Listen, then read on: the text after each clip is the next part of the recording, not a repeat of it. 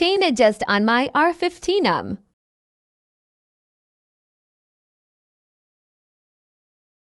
What you need: a 0.19 millimeters wrench and 17 millimeters wrench, also 0.12 millimeters wrench and a plier. First, loosen the 19 millimeters nut in the rear axle nut. Do not loosen totally or remove the nut, just loosen it in a few turns. There's a line or a mark, line it up, and do the same thing on the other side.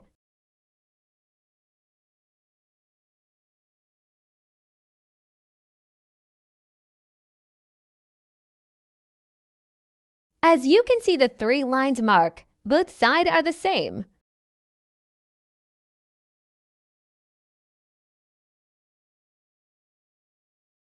And now your chain is adjusted, and no more annoying noise. Bye, thanks for watching.